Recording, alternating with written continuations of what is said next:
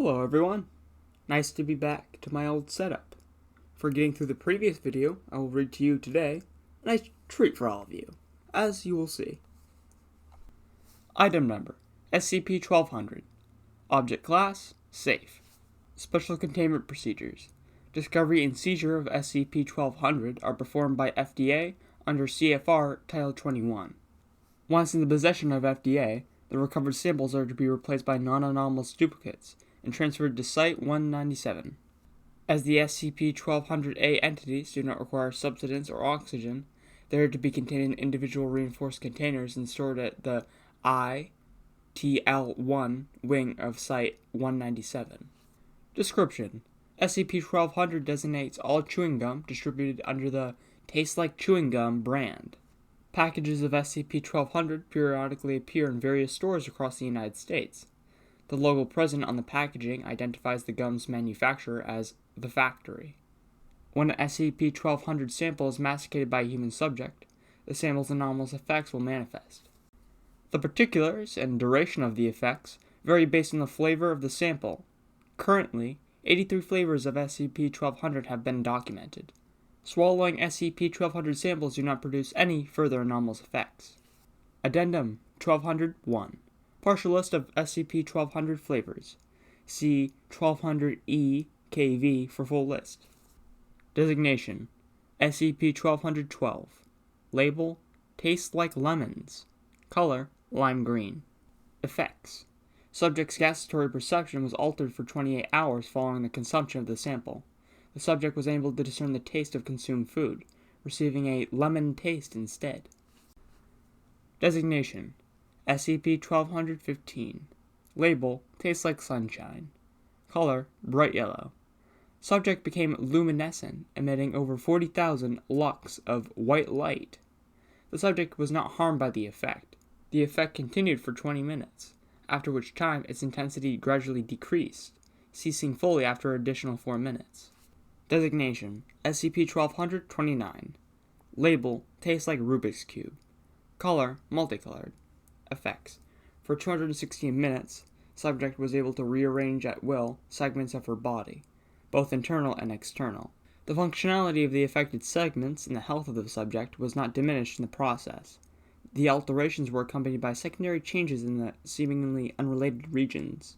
Due to this, the subject was unable to return to her original body plan. Designation: SCP-1230. Label: tastes like those forgotten. Color: dark blue. 6 corporeal humaniform entities manifested in the vicinity of the subject.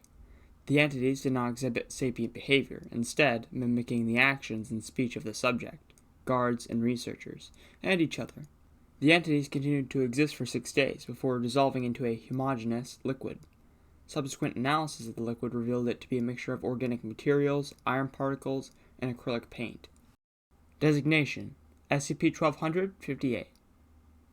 Label: tastes like afterlife. Color: white. Polyhedral crystalline exoskeleton formed around the subject. The resulting object proceeded to levitate at a height of 1.3 meters above the ground. The object remained inert for the next 62 days. After the conclusion of that period, the object broke apart, and the subject emerged unharmed. When debriefed regarding his experience, the subject stated that he was transported to a green meadow, where he met his younger brother. Notably, the subject does not have any living or deceased siblings.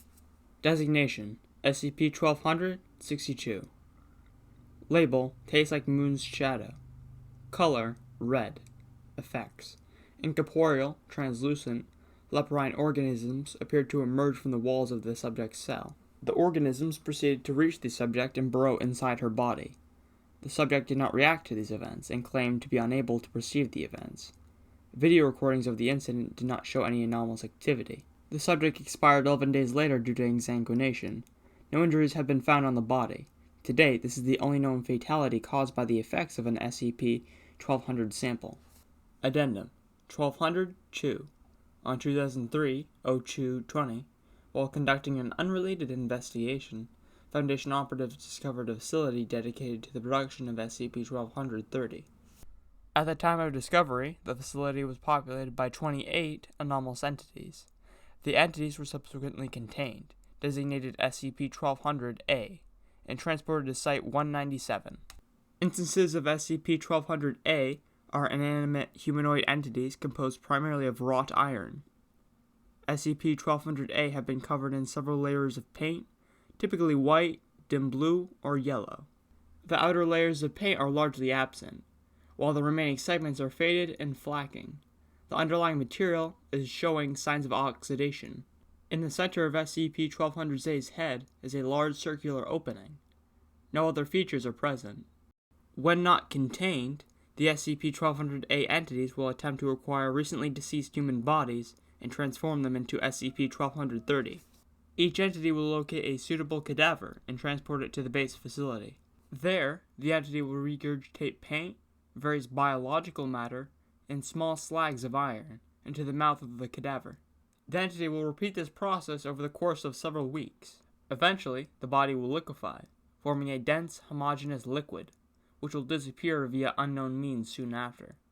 Chemical analysis of the liquid identifies it as a substance consisting of 80% of SCP-1230 sample's contents.